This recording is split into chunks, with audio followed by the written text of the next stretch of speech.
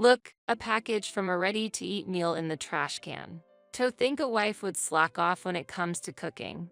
While saying this, my mother-in-law held up the empty package from a ready-to-eat meal I had eaten last night. Those who sneak into homes using stolen keys and rummage through trash cans should not be the ones to talk. Being a mother of twins, I at least want the freedom to choose my own meals. Moreover, my mother-in-law's talent for ignoring others is exceptional. That's right. I should take a leaf out of her book. Watch and see. I will definitely shut her up. My name is Abby. Lately, at 35, I frequently dream of my young son and daughter each having a wedding at the same time. Moreover, at different venues. Even if they are twins, I always wake up thinking that managing 2 weddings at once is impossible. Every time I wake from these mysterious sleep talks, my husband worries, so he suggested, "How about an exorcism? It's not like it's an ominous dream. Besides, I have already slain a beast." The story begins before the children were born. After dating for 3 years, I got pregnant with Kevin's child, and finally, he proposed. "You're late," I laughingly complained as we realized our dream of a child and marriage, savoring our happiness. But greeting his parents was when the difficulties began.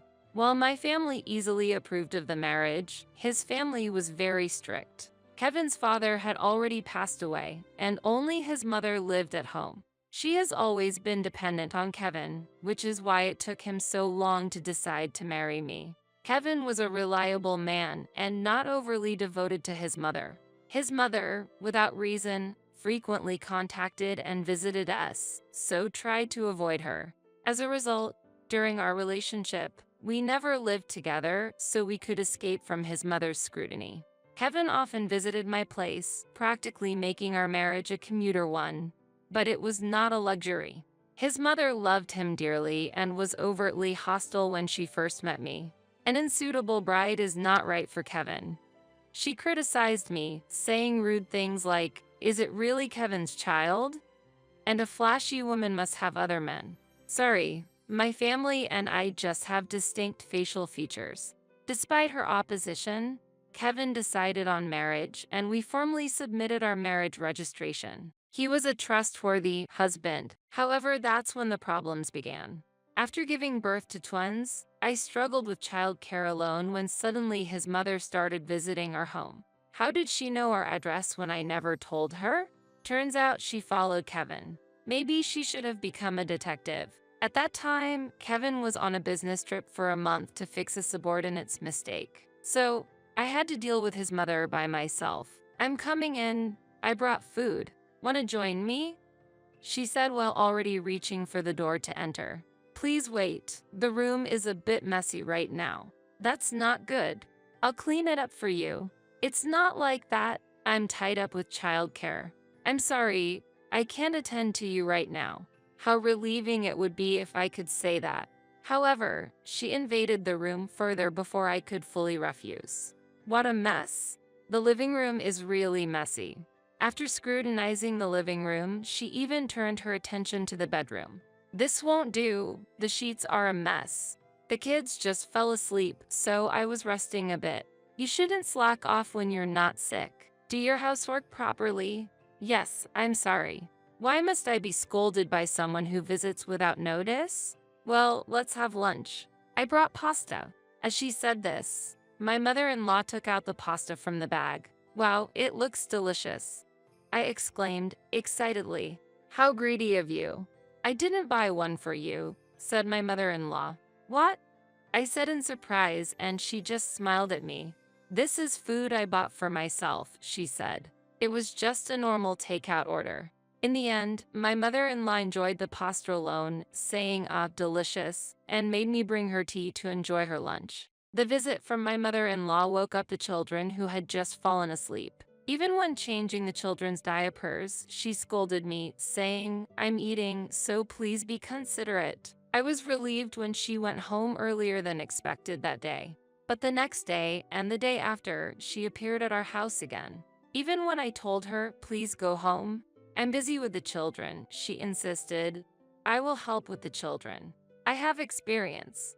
Her idea of helping was just to unnecessarily pick up the sleeping children. She would get angry when the children drooled and left the diaper changing to me.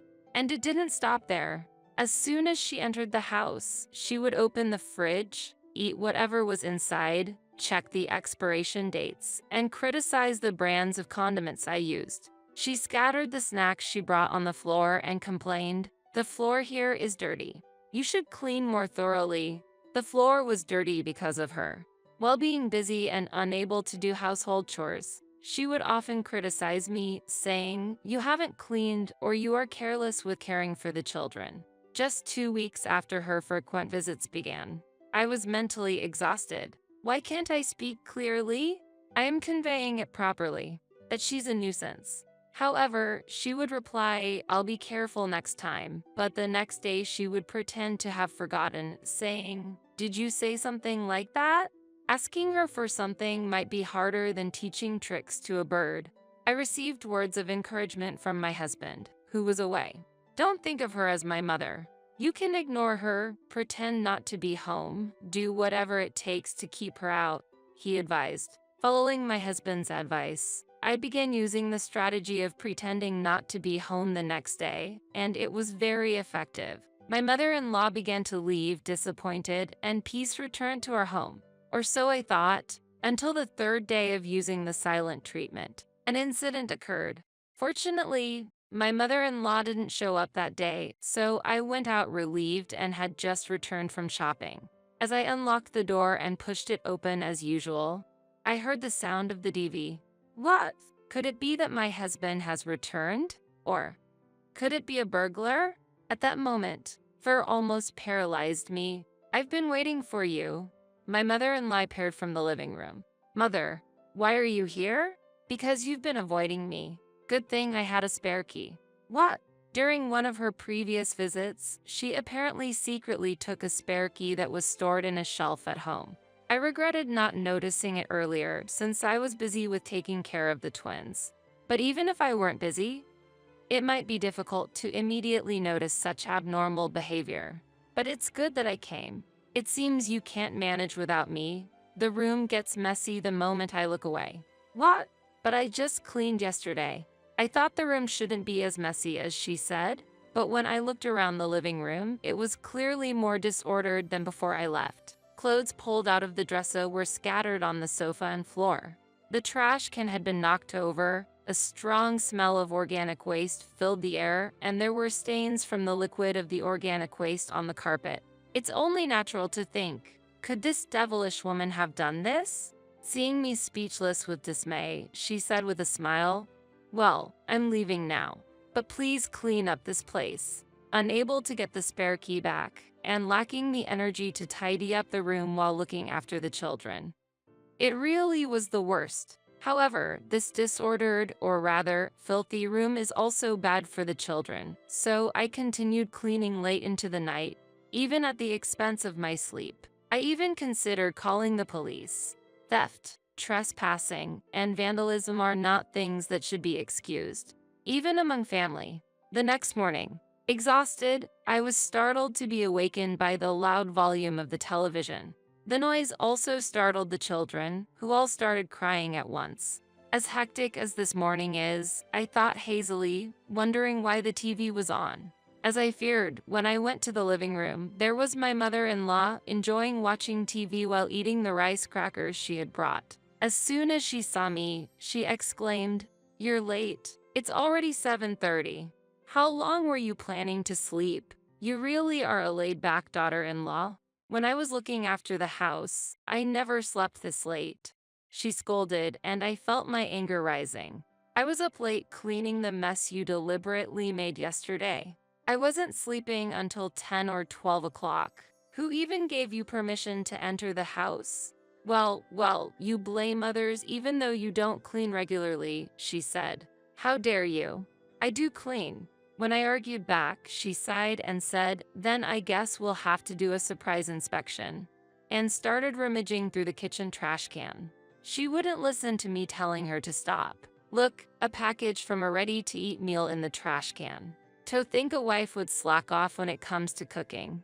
As she said this, My mother-in-law held up the empty package of a ready-to-eat meal I had eaten last night. She looked as pleased as if she had caught a demon by the neck. It's despicable to enter someone's house and rummage through their trash. I've had enough. Please give me back the spare key. To defy an elder like that, you really are an ill-mannered daughter-in-law. I'm not returning the spare key. I have the right to keep it. You have no right to use the key without permission and justify your actions like a thief. I shouted, and she snapped back, "Be quiet." As I protested, she showed her anger and threw the remote control at me with all her might. A daughter-in-law should just quietly do the housework and not think for herself. Just do as I say.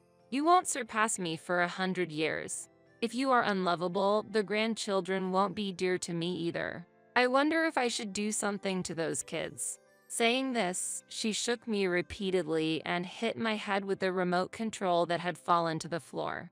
Perhaps because of the accumulated fatigue, when a person is hurt too much, they start to feel that the other person is stronger.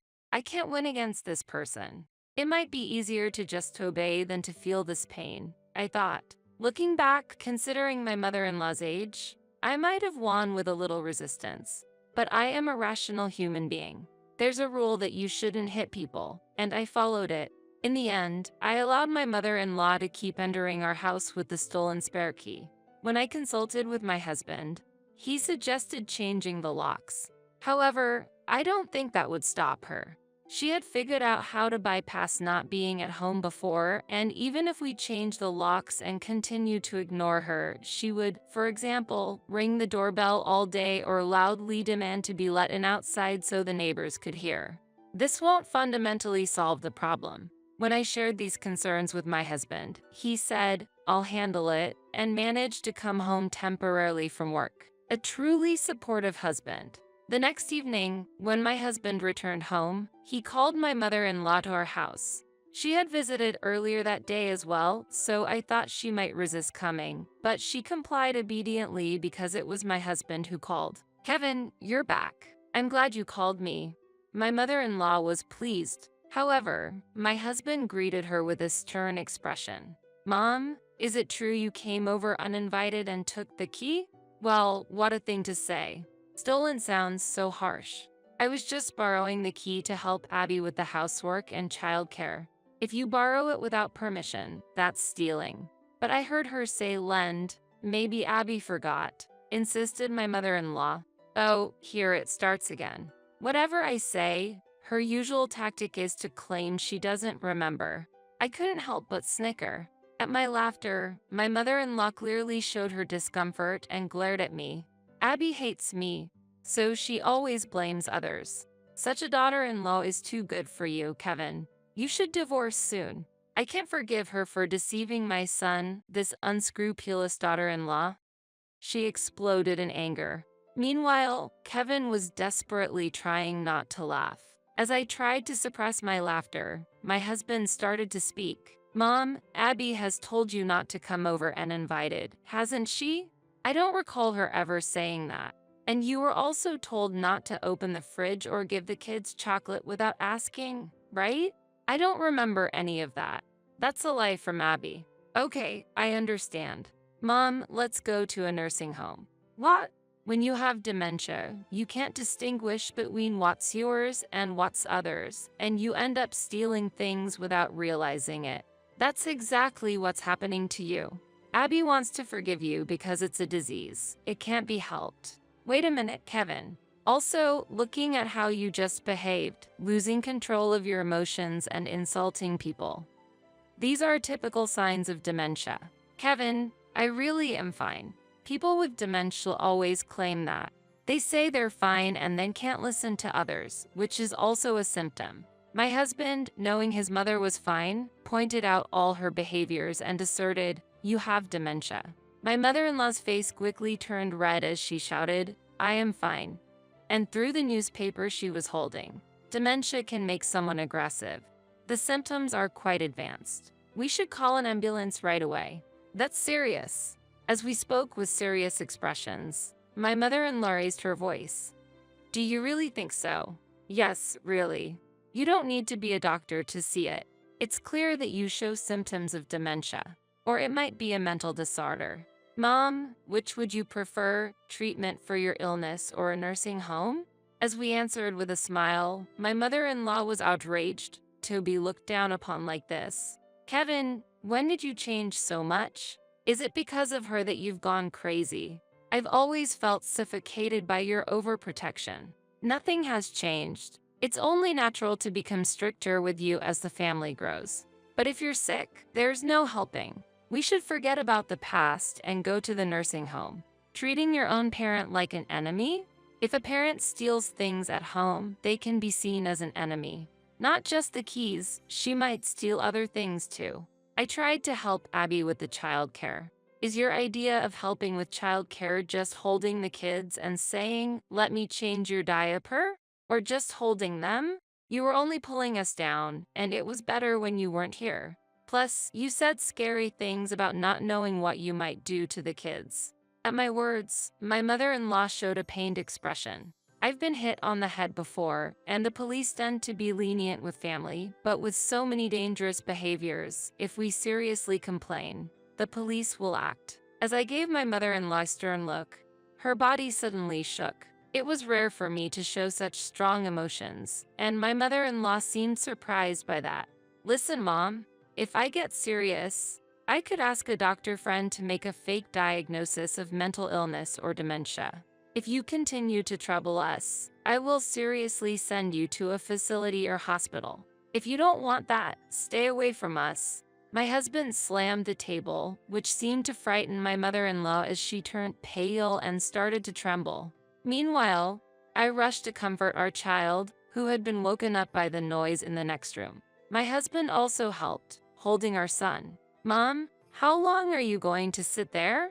You're in the way. While my husband had called her over, ultimately saying you're in the way must have hurt her. My mother-in-law was sobbing, but children crying is welcome. But there's no sympathy for a thief's tears, my husband coldly said, and forcibly removed her from the house. We also retrieved the spare key, and the problem was resolved. There were times when I felt a bit sorry for my mother-in-law, but when I told my husband about the past mistreatment, he was furious and decided to deal with her decisively. He had to be thorough because being lenient might lead to her showing up again. Thanks to my husband's firm handling, my mother-in-law no longer appeared before us. However, unexpectedly, it seemed she started to show affection towards her niece, that is, my husband's cousin. Having lost the affection from her son and feeling lonely, she might have thought, if not my son, then another relative will do. She appeared around the cousin's house and even visited her, causing trouble. The cousin contacted us, asking to do something about Kevin's mother, but my husband dismissed it, saying, "We've disowned her. It has nothing to do with us." Hearing this, the cousin moved and hid herself to escape from my mother-in-law. As a result, she completely lost people to rely on. Meanwhile, my husband's work eventually eased, and he returned from a long business trip. This freed me from the harsh reality of raising our twins alone. I wanted to rely on my own mother then, but my sister was also pregnant, and I couldn't ask anyone else, so it was tough doing things like bathing the twins alone. I truly felt grateful for my husband's support. Now, the twins have grown and are in elementary school, and being a boy and a girl, it's interesting how they don't look or act very similar. Despite being in different classes, there are times when they bring home similar drawings or answer the same when asked what they want for dinner, showcasing the mysterious connection twins have.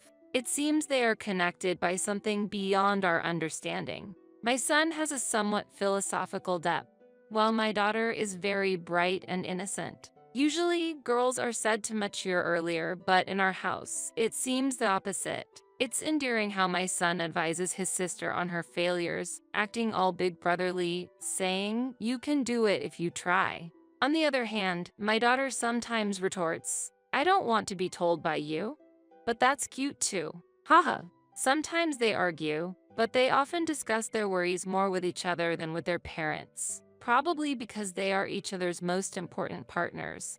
I hope they stay close as siblings forever. But just because they get along well, I hope they don't end up having their weddings on the same day at different locations like I dream about. That's still a long way to go. It will be sad when the day comes for our kids to marry and leave home. But when that day comes, I'll send them off with all my heart. Until then, we parents will make sure to raise them into fine adults, so be prepared. Just kidding.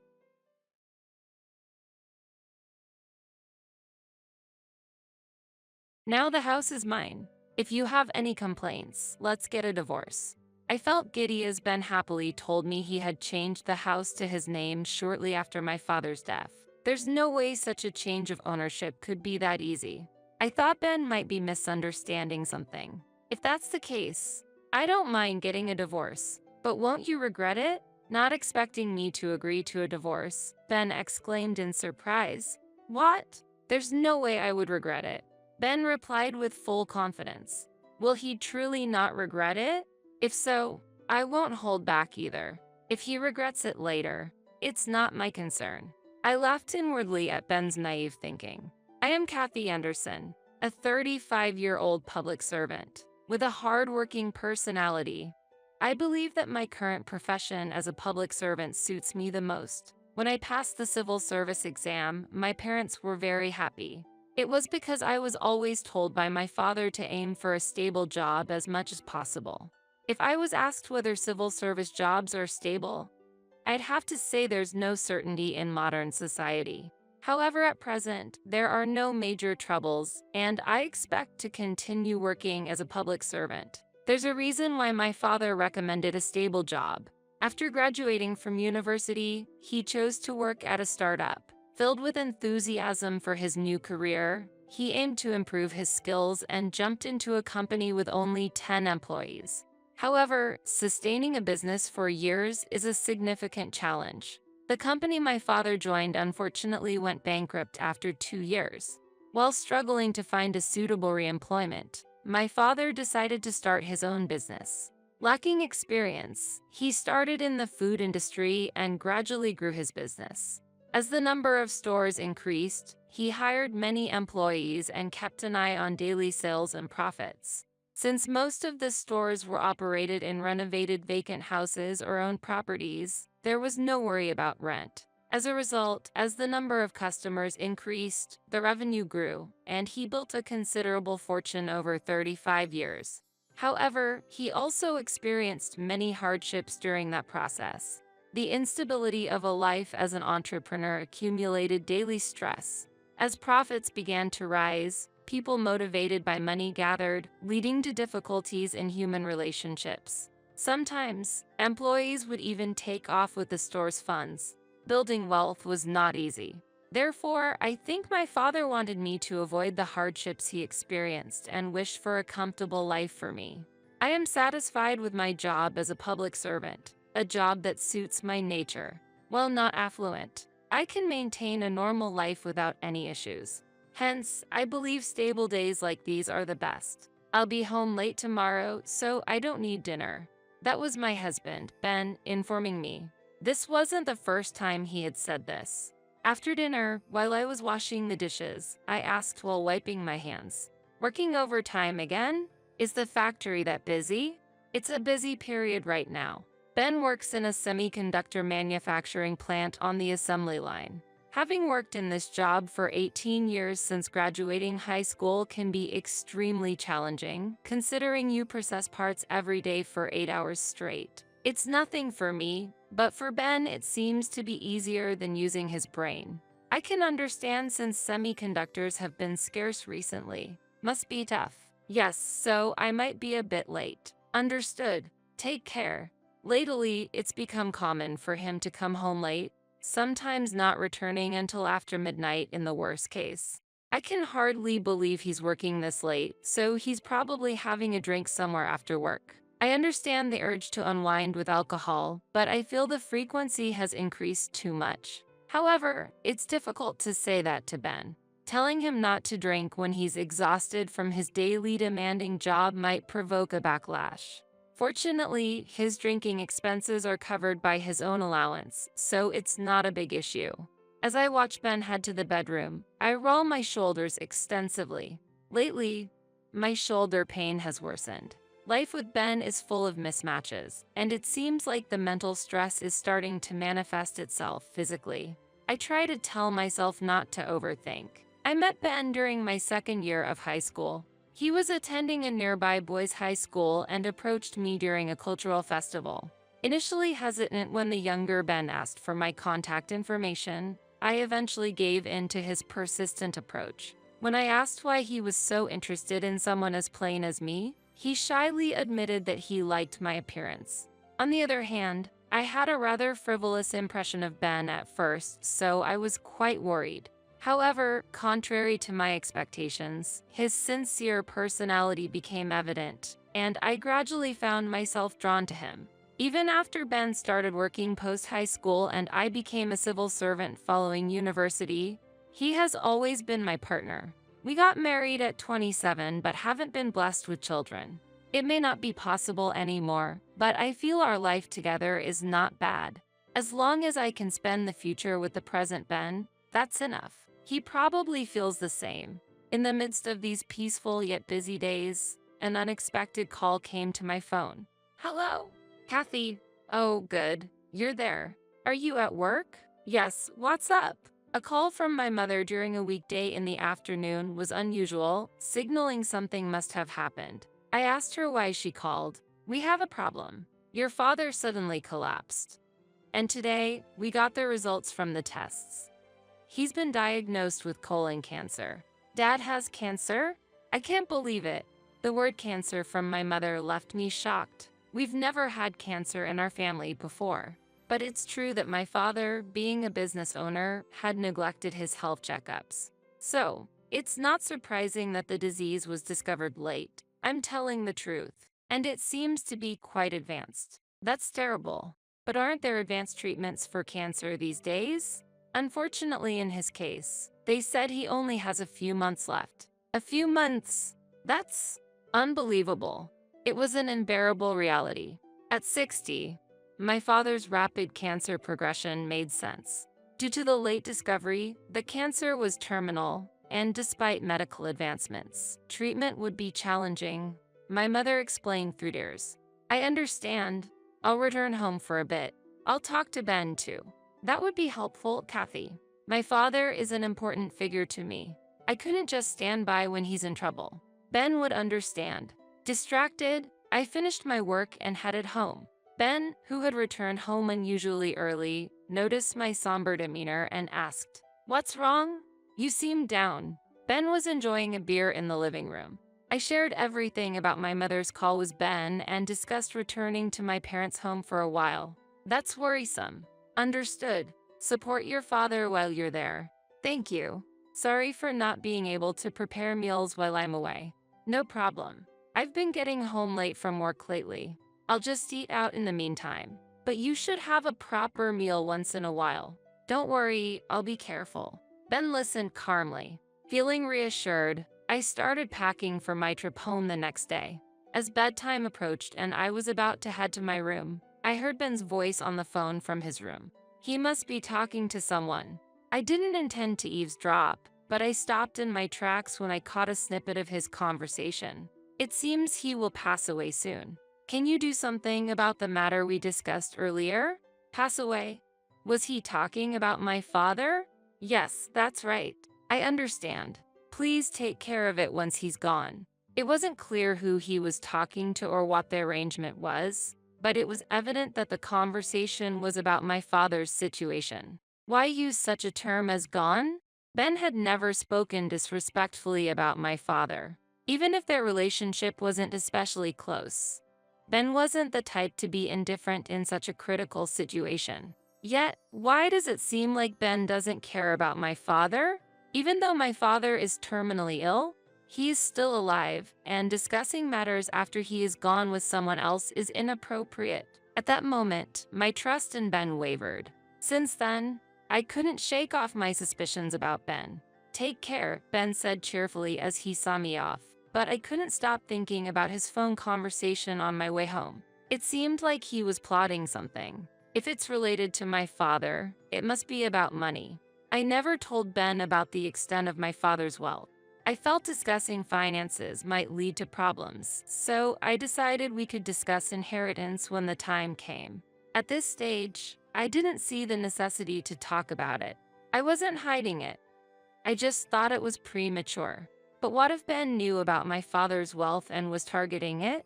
I shouldn't think about it too much. While trying to dispel these negative thoughts, I spent time supporting my father and enjoying pleasant conversations. I'm grateful, Kathy, Mom. I'm a lucky man. You don't have to be so formal. It's too early to be thankful. We tried to maintain a cheerful atmosphere while looking at my father's calm smile. The last moments with my father ended 3 months later. Neither my mother nor I were fully prepared for the premature goodbye. During the funeral, I was in a daze, struggling to accept the reality that my father was no longer in this world. On the other hand, Ben was oddly cheerful, which felt unsettling to me. It wasn't until a week after the funeral, as I was drinking alone in the living room, that Ben approached and said, "The hassle is finally over." Crossing his arms and clasping his hands behind his head, he spoke with a cold gaze. "Hassle? Yes, exactly. I was hoping your father would kick the bucket a bit sooner. But even after that, there were still procedures like the funeral to deal with, so it was a pain in the butt." "How can you say that? Someone has died, my father at that. How can you talk like that?" I couldn't help but retort to Ben's astonishing statement. It became clear that Ben had actually wished for my father's early death. I remembered the phone conversation about my father. What were Ben's true intentions? When can we receive the inheritance? Your family is quite wealthy, right? I know there's a substantial fortune to be had. At that moment, I understood what Ben had been aiming for. I never imagined Ben would have his eyes on my family's wealth. I had never discussed my family's financial situation with Ben. However, it seems Ben knew that my father had substantial assets. "You look like you're wondering how I knew." I can understand. My family was always poor. Securing daily meals was a struggle. On the other hand, I heard your family was wealthy and your parents often went on trips. Just that fact alone made it clear your family was affluent. That's why I made some inquiries beforehand. Inquiries? With whom? Ben used the word inquiries after guessing my family's financial situation. The day Ben was on the phone in the bedroom flashed through my mind, and I wondered if that was the inquiry he mentioned. I asked a real estate lawyer acquaintance about the old man's inheritance. "I'm going to make sure to receive the inheritance properly." "What?" I was shocked that he had discussed the inheritance with someone else without my consent, and doing so while my father was still alive. At that moment, I began to doubt whether the person in front of me was truly my husband. "You'll get a response soon. Just wait." With that, Ben returned to the bedroom. He was probably going to contact that lawyer again. I was just astonished by his unbelievable actions. Why would he investigate my family's inheritance on his own? Is there any other spouse who would do such a thing? Inheritance is a matter our family should discuss, not for Ben to get involved in. My trust in his actions wavered, and I started avoiding conversations with him. We spent some time without speaking, but the situation changed drastically a month later. Putting aside Ben's previous comments on inheritance, the estate was formally transferred to my mother and me. I inherited my father's mansion worth $2 million and felt the weight of this asset. I had no intention of moving into the mansion right away, and it seemed a waste to just leave it unused. While I was contemplating whether to turn it into a vacation home or sell it, Ben suddenly spoke to me after not having exchanged words for days. "Hey, Kathy, how are you doing?" How ironic, considering we lived under the same roof. Ignoring his words, I reached for a book nearby, but he continued, "Listen, I've changed the ownership of the mansion you inherited to my name." I stopped reading and stared at him in astonishment. "What are you talking about?" "Yeah, I asked that real estate lawyer to proceed with the title transfer." "You did a title transfer, really?" "Yes, really." I was speechless. Not only did he do it behind my back, I also had a problem with the lawyer involved. Now the house is mine. If you have a problem with that, we can get a divorce. And I'll be giving the house to my family. My brother has been wanting a larger house, so I want to make him happy. Just after my father's death, Ben was happily talking about changing the house to his name, and I felt dizzy. It seemed unlikely that a title transfer could be done so easily. And for his family to move in? I thought Ben might be misunderstanding something but was at a loss for words. His actions infuriated me, and I couldn't let this go. It would be better to plan and retaliate rather than confront him with words. If that's the case, I don't mind getting a divorce, but won't you regret it? Ben seemed surprised that I would accept a divorce so readily. Regret? There's no way I would. Ben replied with full confidence. Will he truly not regret it? If so, I won't hold back either. If he regrets it later, that's his problem. I smirked inwardly at Ben's naivety. I decided to use every means possible to gather information about Ben's personal life. I decided to take a vacation and inspect Ben's room while he was at work. Ben's room was a mess, with various items scattered all over the floor. There, I found something and quietly slipped it into my pocket. Next, I reached for the computer on Ben's desk and launched the messaging app. I see, this person is the real estate lawyer dealing with legal issues. The messages exchanged with James Owen were appalling. They were mostly about money. The discussions were about how to illicitly acquire funds. I sighed in surprise. It seemed pitiful that Ben was following such a person's instructions. After leaving the room, I headed to a certain location. After repeating tiring tasks, I went to confirm Ben's greed. The deeper I investigated, the more I realized what kind of person I've actually been living with. That sent a chill down my spine. After concluding the investigation about Ben and feeling completely detached, I decided to file for divorce. My marriage with Ben ended legally once the divorce papers got granted at the municipal office. It was an unexpected separation, but I no longer had any affection towards Ben, who disdained my father. The Ben I knew was nowhere to be found. The investigation revealed Ben to be an unbelievable person. After submitting the divorce papers, the house was no longer mine. In fact, the house was purchased in Ben's name from the beginning, with a mortgage taken out. I considered moving out, but Ben did not return to the house afterward. He's probably living in the mansion I inherited. He might be living comfortably now, but how long will that happiness last? I calmly thought about Ben's future. 3 days later, Ben finally appeared before me. Kathy, has the divorce already been granted? He asked anxiously as he entered through the front door. He came back suddenly and asked an impertinent question, to which I responded, "What? So, we're divorced, right?" Ben exclaimed loudly. He seemed to be in extreme distress. "Yes, it was granted 3 days ago. So, we are now strangers to each other." What does that mean? Disappointment gradually appeared on Ben's face. Despite his own desire for divorce, I wished he wouldn't adopt a blaming attitude. Why would you make such a unilateral decision? Divorce, really? Unilateral?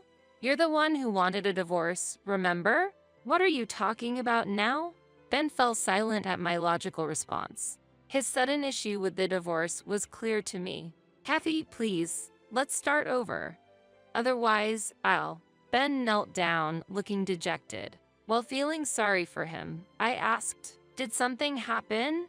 I had a rough idea of what was going on, but decided to delve deeper.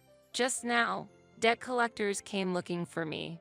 I tried contacting James Owen, but he seems to have changed his phone number and I can't get through.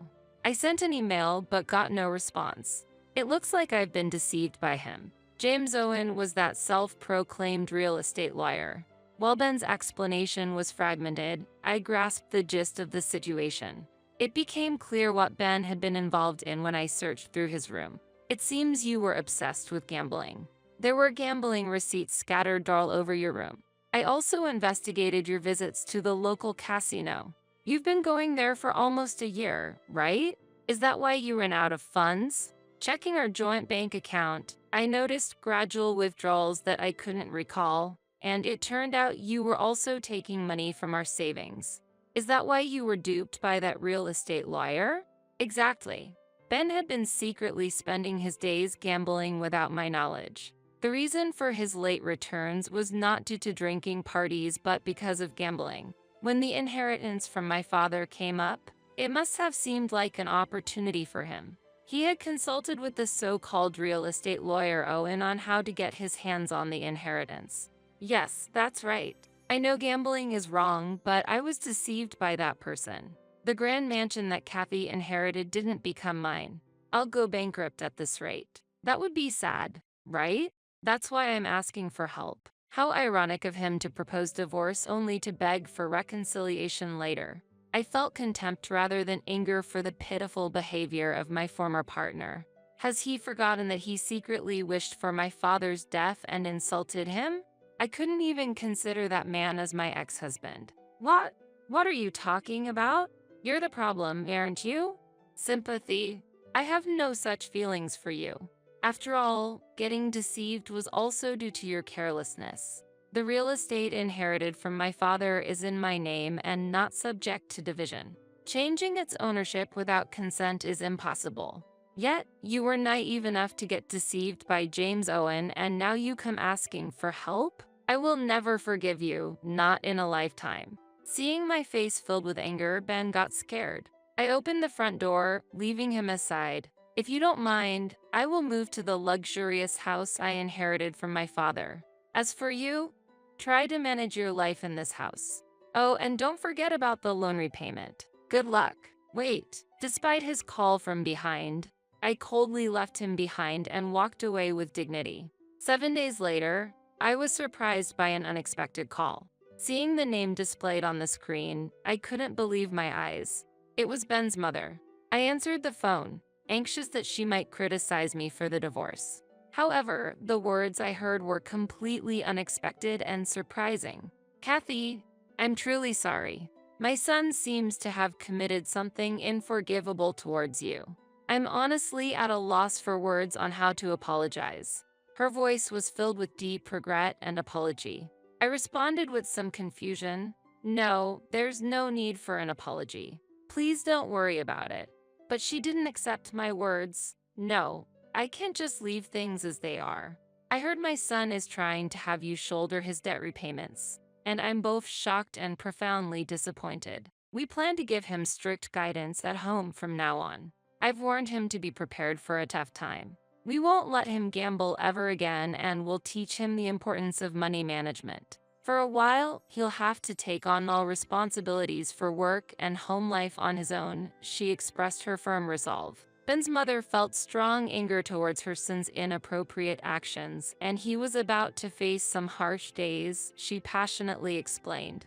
I secretly hoped to see how Ben would confront this, feeling this was a just retribution for him, who scorned my father and tried to swindle away the property I cherished. I had no ounce of sympathy for him. I genuinely hoped he would dedicate himself to repaying his debts. And as planned, I moved to the magnificent mansion I inherited from my father. This new home, furnished and requiring no additional purchases, filled me with a profound sense of satisfaction for the new life ahead. Although I left behind clothes and other small items at the old house, the excitement for the liberating life ahead made me unstoppable. The new residence was spacious, an extravagance for one person. Currently, I'm not keen on remarrying.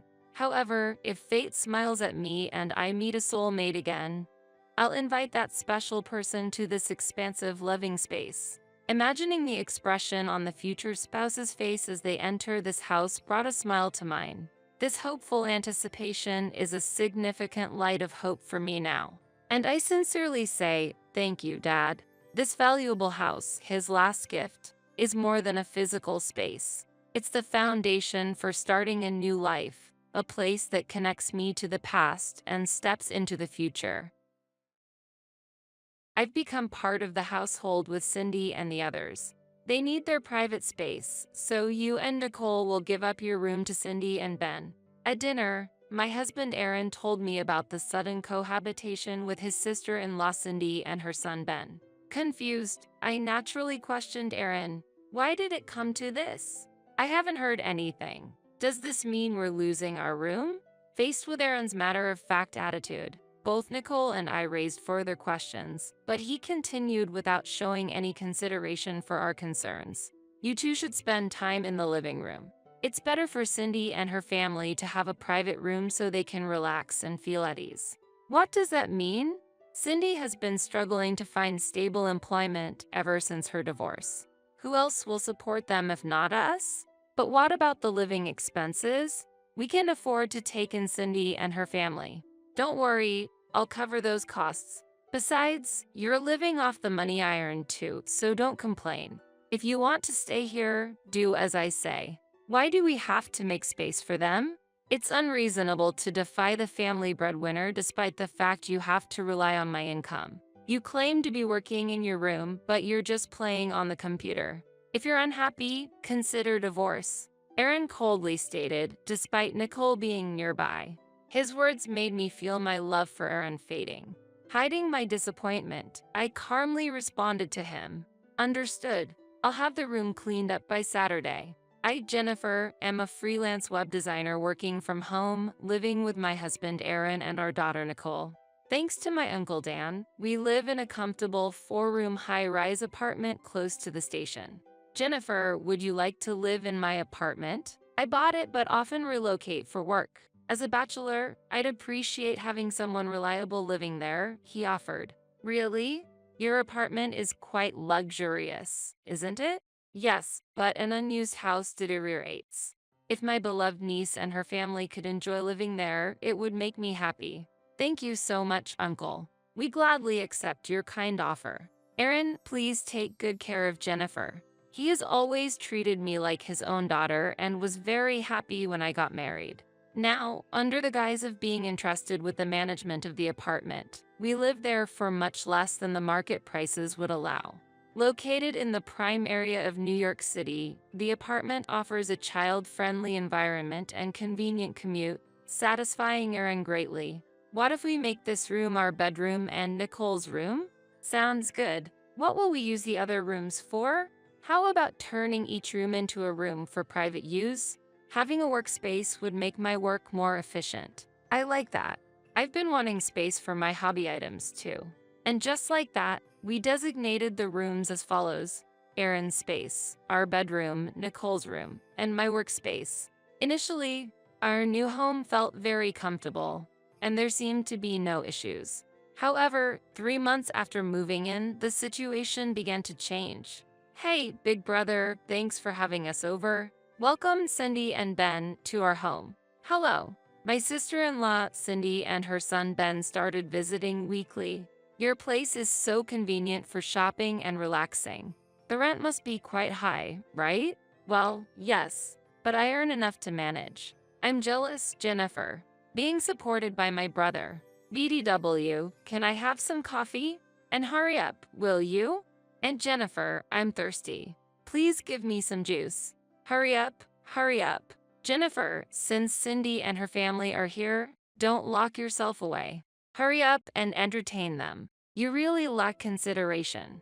I'll get it ready now.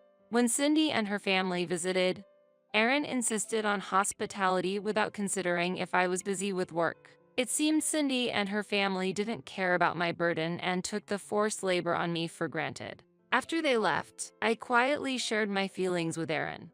Hey, when Cindy and her family visit every week, it's hard for me to concentrate on work. It's not a big deal. Prioritize your family more. But they have their own family, and they treat me like I'm just here to do housework. Sigh, Cindy is going through a tough time after her divorce. She's raising a child on her own, so at least welcome her when she comes over. Don't be so narrow-minded. It's not like that. Plus, every time they come, I prepare special meals and buy things Ben wants. It's my money that I've earned, so you have no right to complain. Aaron yelled at me, turned his back, and left the room, eventually shutting himself out in the bedroom. Since then, Cindy has started visiting not only on weekends but also on weekdays. Hello, just came by. You seem to have lots of time on your hands, Jennifer. I actually work from home. I'm busy during the weekdays, and weekends are full with household chores. So, it would help if you could refrain from visiting too often. Oh, but this is my brother's house, right? I have the right to visit. Besides, your work is just sitting at the computer, isn't it? If you must visit, could you please give me a heads up? Unannounced visits require preparation on our part. My brother told me I could come anytime I want. But anyway, I'm thirsty, so could you hurry up and get me something to drink? Since Cindy started coming over even on weekdays, I've been unable to concentrate on my work and was feeling at a loss. Thinking I have to do something about this, I started to avoid opening the door even when Cindy came. Needless to say, Cindy caused a commotion at the front door. "Hey, Jennifer, I know you're in there. Stop pretending and just open the door. Please don't make a scene at the front door. It bothers the neighbors. You're the one at fault for not opening the door. I have permission from the homeowner. I'll keep raising my voice until you open the door. I'll open it now, so please be quiet. See, it wouldn't have come to this if you had just opened the door earlier." Concerned about the neighbor's gaze and not wanting to trouble my uncle, I reluctantly opened the door. Days passed when all of a sudden Aaron said, "Just a heads up, Cindy and her family will be coming over next Saturday." What? I couldn't hide my confusion at Aaron's announcement, as he usually doesn't inform me about Cindy's family visits in advance. "Clean up your workspace and Nicole's room, will you?" Nicole, did you get that? Why do we need to clean up our rooms? I asked Aaron, naturally not being able to grasp the situation. We're going to live with Cindy and her family. They need their private space, so your room and Nicole's will be given to Cindy and Ben. Why? I haven't heard about this. Are we losing our rooms? Nicole and I pressed further, but Aaron continued without showing any consideration for our questions. "You two should stay in the living room.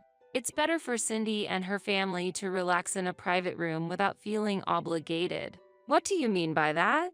Cindy has been struggling to find stable employment ever since her divorce. If we don't support them, who will? But what about living expenses? We can afford to take in Cindy and her family. Don't worry, I'll cover those costs. Besides, you're living off the money I earn, so don't complain. If you want to stay here, do as I say. Why do we have to make space for them? It's unreasonable to defy the family breadwinner despite the fact you have to rely on my income. You claim to be working in your room, but you're just playing on the computer. If you're unhappy, consider divorce. Aaron coldly stated, despite Nicole being nearby. His words made me feel my love for Aaron slowly fading. Hiding my disappointment, I calmly responded to him.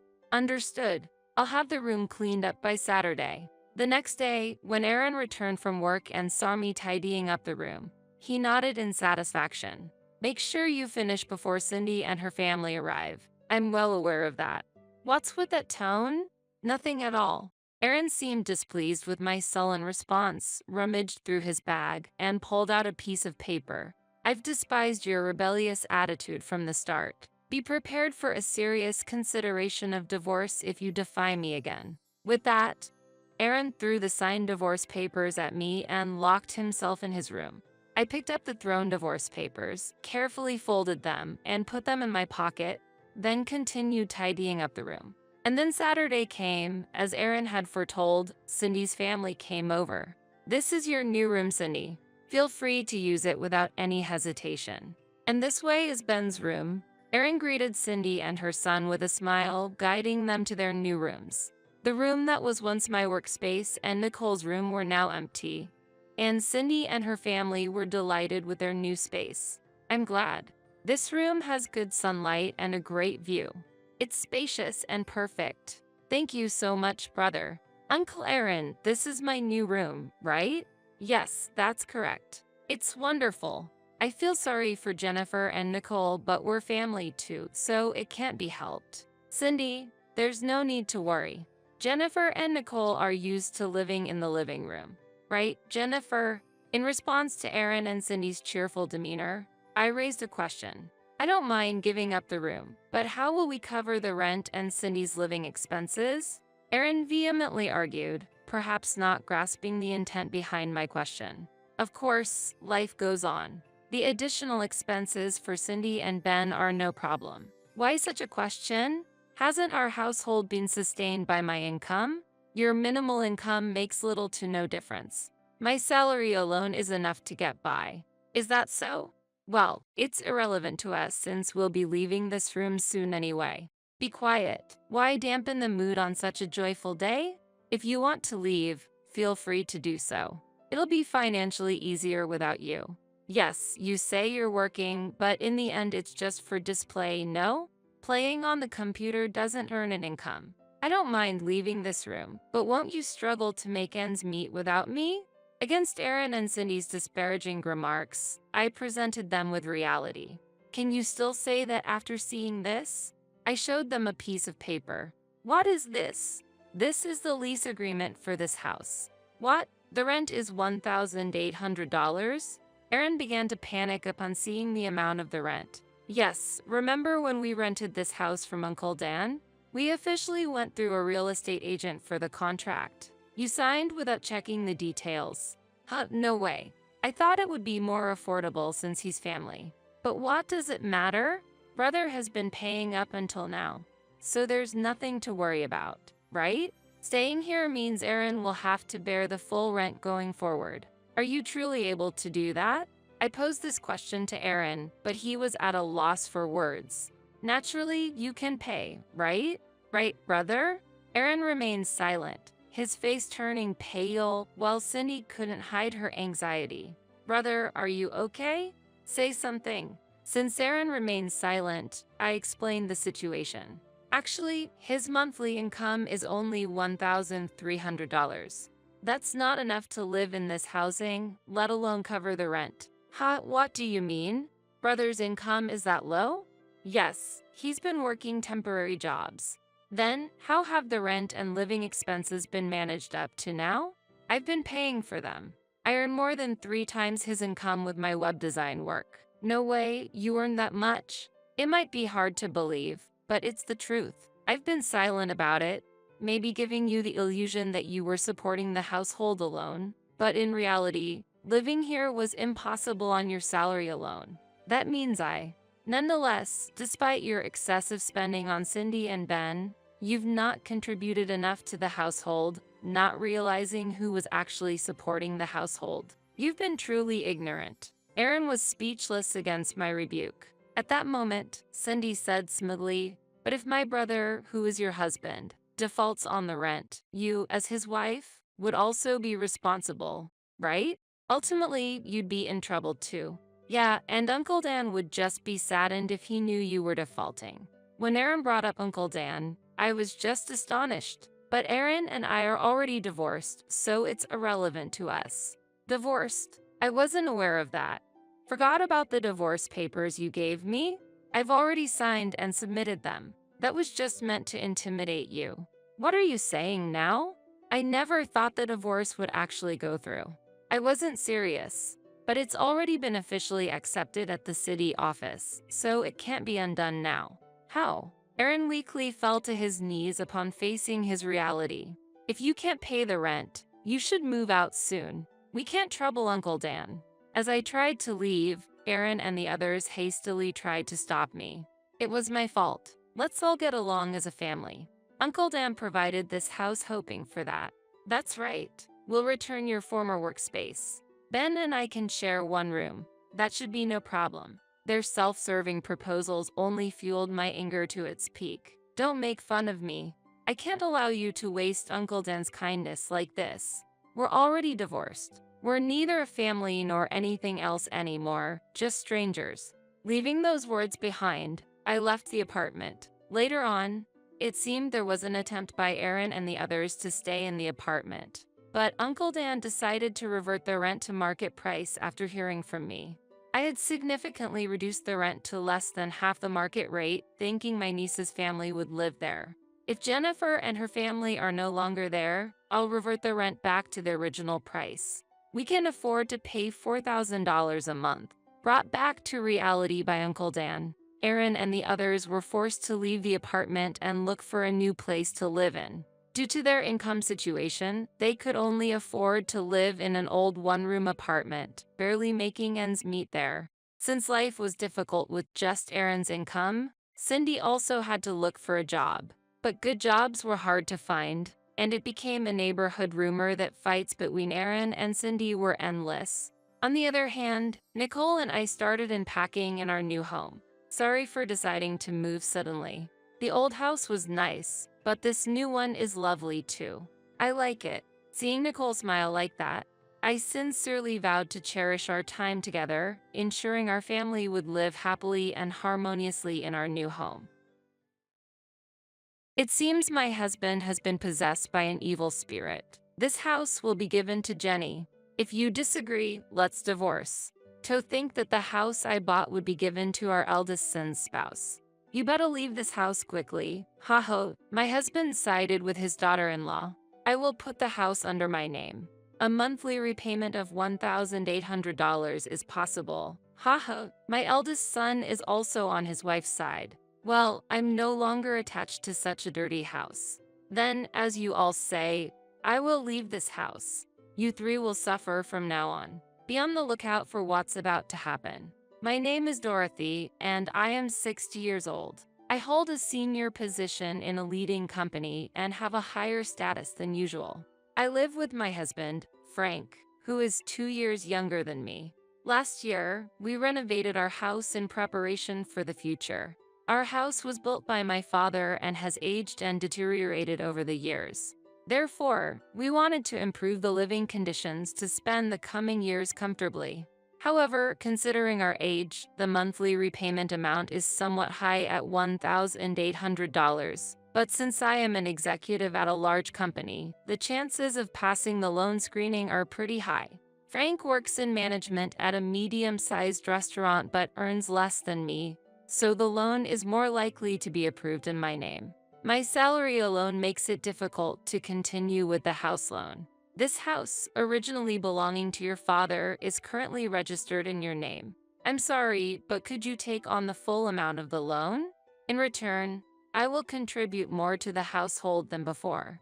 After such a discussion, we decided to renovate. The renovated house has become more comfortable to live in, almost like a different place. It's very pleasing to know that by renovating the house I've lived in since childhood, I can continue to live here for a long time. I never imagined that the day I would leave this house would come. It was sudden. My cell phone vibrated. I'm getting married. My son Steve told me over the phone. Steve is 31 years old and works as a middle manager in a leading company. My eldest son, who has always been an excellent student, devoted to his studies and club activities, has continued to be enthusiastic about his work as an adult. That might be why I have never heard about his romantic relationships. I was very curious about the woman he was considering marrying. I wonder what kind of person she is. If Steve chose her, she must be charming. However, I'm worried that Steve, who has little experience in love, might be taken advantage of by someone with ulterior motives. I was filled with excitement and worry about meeting the woman my son brought home for the first time. Then, the day of the first meeting arrived. A woman with brown hair and a white chiffon dress, exuding purity, came to visit. I'm Jenny, please take good care of me. She was polite and charming, making for a likable first impression. I'm honored to meet you, father and mother. She smiled, showing her sparkling white teeth. If it's her, I can entrust my son with ease. I felt this way, and it seemed Frank shared a similar opinion, showing a smile. She's a wonderful girl. When Frank murmured that, she said, I'm so happy to hear that from you, Dad. I look forward to getting along with you. Gripping Frank's hand tightly and looking back at him. What's happening? Her intimacy surprised me, and I was a bit bewildered. Steve seemed surprised as well. However, a complex expression appeared on Frank's face. It wasn't jealousy, but it wasn't a comfortable feeling either. What are you doing? I asked, wishing for her to avoid such actions for my son's sake. She panicked. Oh, I'm sorry. I shouldn't have done this upon our first meeting. And quickly apologized, withdrawing her hand from Frank's. I'm often told that I don't understand personal space. It's not intentional, but I'm truly sorry.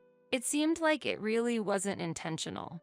Still, I was somewhat surprised by her actions, considering I initially had a good impression of her. However, Steve truly loved her. Yeah, Jenny might have a strange sense of personal space. Haha. but that's part of her charm. I'm not good at talking with women, but she approached me proactively. That's why we could become so close and consider marriage. I didn't expect Steve, who is usually passive towards the opposite gender, to change so much because of Jenny. Please take care of Steve. Despite various emotions, if she is a good person, everything will surely be okay. I accepted their engagement. Afterwards, things progressed swiftly, and within a few weeks, they had officially submitted their marriage registration. I wished for the best for their future happiness. One day, half a year after they got married, I'm home. Huh? When I returned from work, there were unfamiliar women's shoes at the entrance. Stepping into the living room, I found Jenny. Oh, Mother, welcome back. The table was littered with empty cans and bottles of alcohol. It seemed they were enjoying some drinks. What's this? I wondered about the two of them having a party without Steve. I happened to meet Jenny on my way back from work. We talked about wanting to get closer, so we decided to drink together. But since it was before payday and money was tight, I suggested drinking at home. Why have a party at home? It would have been ideal if Steve also joined, and we all could have had fun together. I don't want to intrude on the newlyweds, but it would have been better if we gathered at Steve and Jenny's place. I tilted my head and answered, indeed, we could have done it at our house, but the beauty of this residence is exceptional, and our place is a bit messy right now. Jenny's speech was unclear. She was slurring her words, clearly quite drunk. Hearing her normally precise speech become lax under the influence of alcohol was unexpected. But what was the reason for enjoying the alcohol just between the two of them? Why didn't you call Steve? I found it unusual for a daughter-in-law to come to her in-law's house to drink, especially during the honeymoon phase. After seeing them together, I started to look for Steve. Steve is currently busy with work and working late into the night. Because of that, I've been feeling very lonely. Jenny said, starting to cry. It's okay, Jenny, you've done nothing wrong. The problem lies with Steve, who leaves you alone despite being newlyweds. Saying this, Frank gently stroked her head. What? Father, what is this situation? I feel increasingly uncomfortable. Look, Frank, Jenny is Steve's wife. It's wrong to do this, especially to Steve. I scolded Frank for his excessive behavior. And then, suddenly, oh, don't be so harsh on Father. Jenny stood up for Frank. What? I reflexively uttered in surprise, confused by her statement. I had a lot I wanted to say, but the day's fatigue made everything feel bothersome.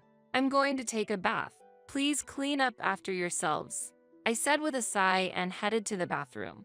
Afterwards, I called Steve to explain the situation, and he replied that he would leave work and come to pick her up immediately. Jenny's behavior seemed very odd to me. However, the fact that Steve rushed over to get her showed me how deep his affection is towards her. But I couldn't shake off the feeling that their future domestic life might be somewhat troublesome.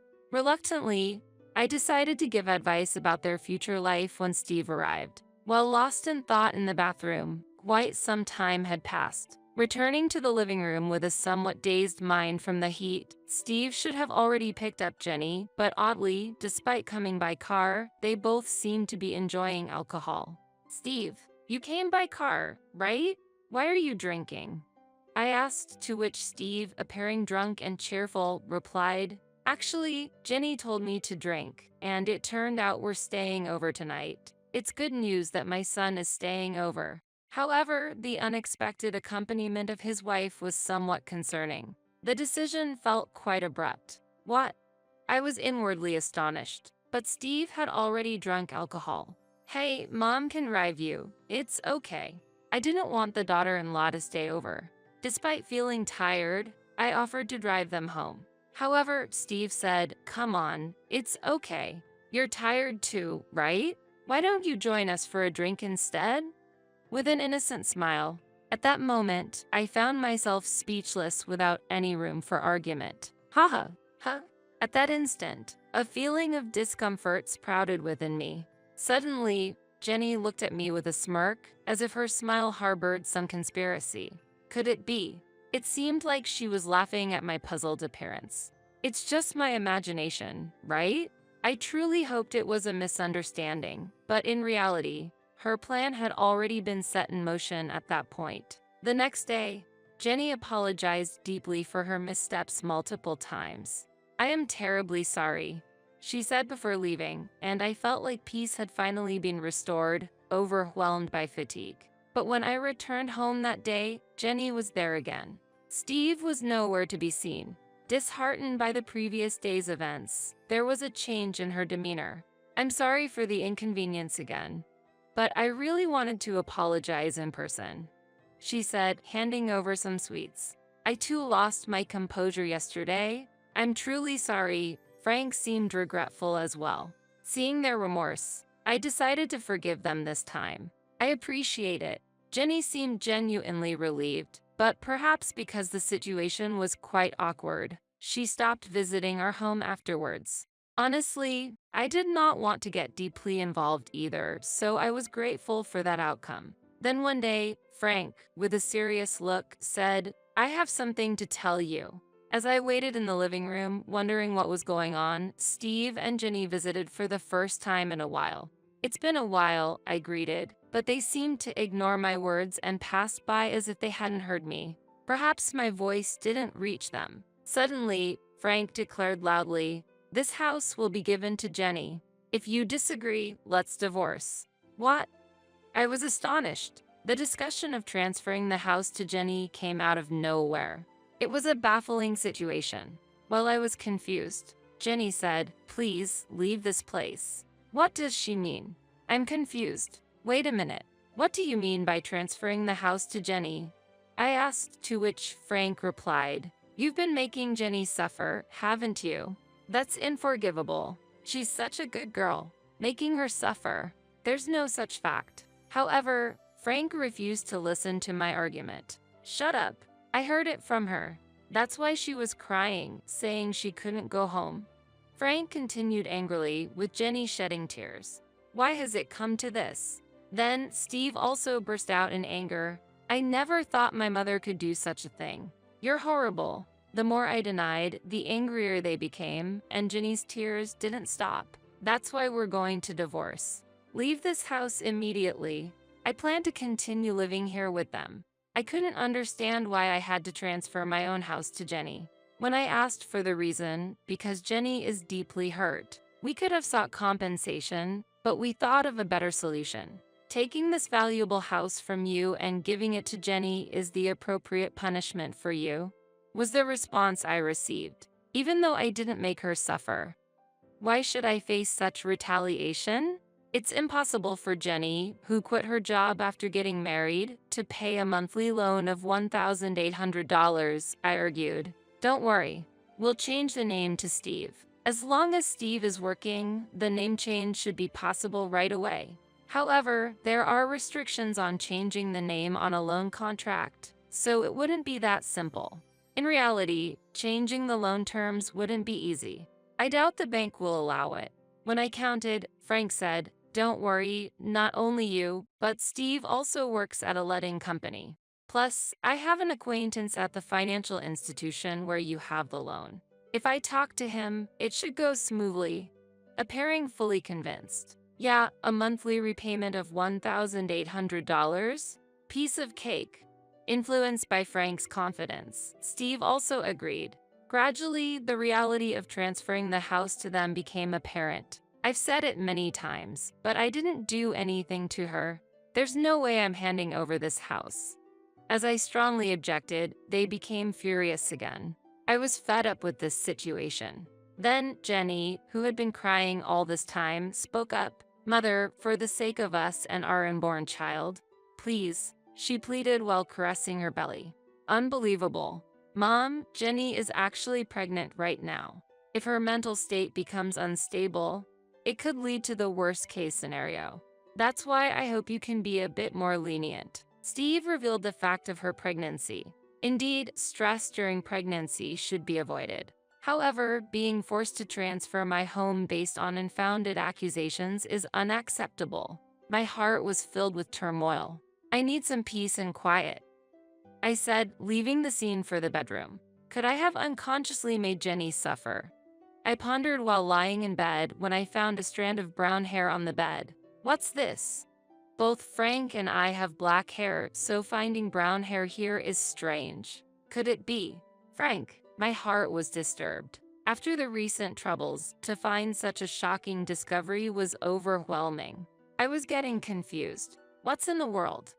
I cried myself to sleep. Waking up late at night, I was headed to the living room when I heard voices inside. Apparently, Steve and Jenny hadn't gone home yet. I wished I could have joined the evening drink. Someone said, "But Jenny, you're pregnant. You need to refrain," was the response. Hearing Frank and Jenny conversing joyfully, it felt like there was no space for me. My heart was heavy due to Jenny's inexplicable complaints. Standing frozen outside the living room, suddenly, an intimate sound reached my ears.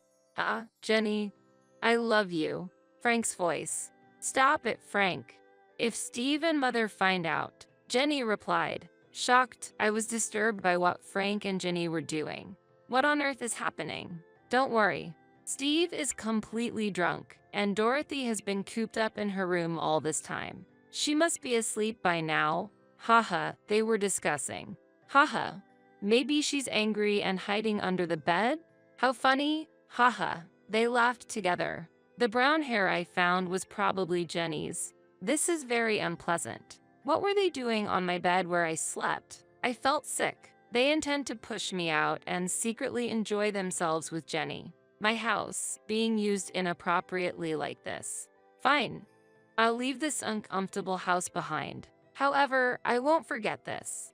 I thought to myself. The next day, I appeared in front of the three as if nothing had happened. In reality, I couldn't sleep in that bed anymore, too shocked to even close my eyes. "So, you've finally decided to transfer the house?" They smiled all at once when I said, "I've decided to transfer the house." "Great. Let's go for the name change procedures. I'll easily pass the loan screening." Steve was excited. He knows nothing. Although it saddened me at the moment, I had no intention of revealing the truth to my son. He wouldn't listen to his mother since he was under his wife's thumb. At least not yet. Afterwards, busy days of divorce proceedings and name changes followed. The name change process wasn't easy, but it was eventually completed. "This house is no longer yours." Haha, Frank taunted. "Hurry up and leave, old hag." Haha, Jenny whispered in my ear. I felt nothing but anger. They were the ones who were supposed to leave. I intended to make them, but not before getting back at them.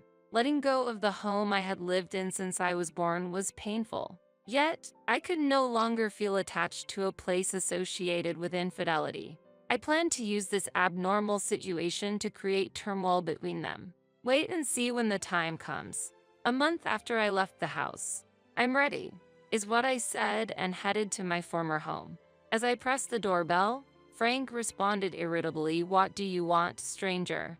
Despite it being our first encounter in a long time. "I have something to discuss. Won't you let me in?" I answered firmly. "Why should I let you into the house?" Frank stubbornly refused my entry. "I have something very important to discuss, especially to Jenny." "An important matter concerning Jenny?" Frank's response shifted. Mentioning her name, they readily invited me inside. Using her name was the last thing I wanted. However, it was clear that Frank was heavily influenced by her, so I leveraged that. "You're a stranger now." Stranger. Even though legally we're strangers after the divorce, that term felt too heartless. I was infuriated by Frank's reaction. "Why are you here now?" They became more guarded. "I want you to see this," I said, displaying some photographs. "What is this?" Their surprised voices filled the room. The photos were of Frank and her on a date, captured by a detective I hired to follow them after our divorce, recording their moments together. "Wait, what? This is..." Steve was unsettled. "So what? We're just daughter-in-law and father-in-law with a good relationship. Nothing more, right? Why would you take such meaningless photos?" "What do you want?" They insisted they were just close. "Really? Then what about this?" I pulled out my smartphone and played a certain audio. "I've always liked Jenny. Keep your voice down, or Steve and my mother-in-law will hear." Their voices and inappropriate sounds were recorded. What's this? On the day I discovered their relationship, I had secretly recorded their conversation. You're just misunderstanding. Frank desperately tried to explain. Misunderstanding? This is clearly a problem. Steve erupted in anger. Jenny just looked down. I pressed further. Let me ask you, whose child is in your belly, really? Steve's complexion changed. Could it be Dad's? He was lost for words. That's impossible. He always comes. Oh, she inadvertently confessed. You admitted it. You just said it. Their argument intensified and Frank and Steve got into a scuffle. Ouch! Jenny seemed to be in pain, which made them stop fighting. I seized the moment. Haven't I always said, I didn't make Jenny suffer? Did you lie to get rid of me, to convince Steve? Steve was shocked. No, I'm the worst.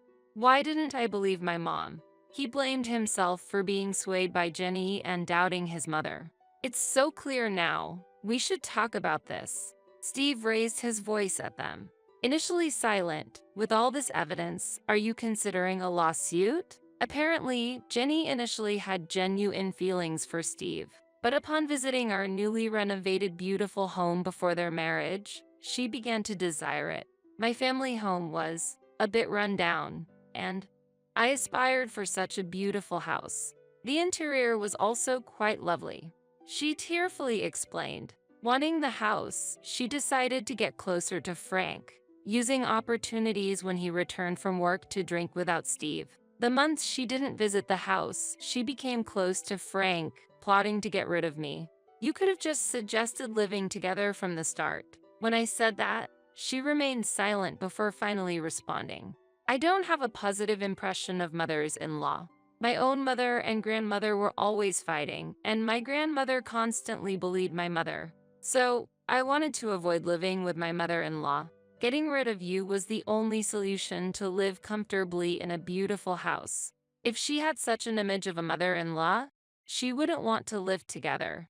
But to go as far as taking my husband. However, how did Frank perceive this situation? I knew I was being used, but I fell for her the moment we exchanged greetings, shook hands, and she smiled at me. Despite knowing he was being used, Frank fell in love and decided to abandon me to keep her by his side. You guys are really unforgivable, Steve said as both of them looked down, tears streaming down their faces. Steve decided to get a divorce.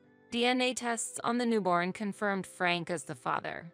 I won't be paying child support, he declared, demanding alimony from them. I made a similar choice. I never thought I'd be demanding alimony from my own father.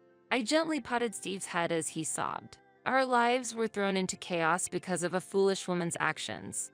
However, the life that got thrown into chaos the most was her own, which she would regret forever. My prediction was spot on. 2 years later, she chose to continue living with Frank in a de facto marital relationship, claiming it was for the child's sake. And to work and raise her child, she had to leave her newborn at daycare. Today, Grandpa, Dad came to pick you up, huh? She seemed to attract attention from other mothers at the daycare. While the children played well together, she felt lonely not being able to make any mom friends. Additionally, when she explained her divorce and relationship with Frank to her parents, they got furious, directing their anger at Frank too. Now, she is estranged from them. This was all the result of her own choices. Meanwhile, Steve lives alone in that house. I wanted to sell it, but that would be too cruel to Mom. After all, this is the house where Mom has lived all her life. I couldn't sell a house filled with such memories. He felt disgusted by the house and considered selling it but couldn't due to guilt, possibly influenced by my repeated expressions of discomfort towards the house. He arranged for house cleaning and disposed of all possessions belonging to Frank and her. Steve, acknowledging the trouble caused by her, said, "It might be because of that woman, but I've troubled you, Mom. You might not be able to forgive me, but please let's meet up sometimes. Visit the house. And let me be a good son to you from now on." And gave me trip tickets. Steve has shown deep remorse. Although I can't forgive him just yet, I'm willing to work towards restoring our relationship.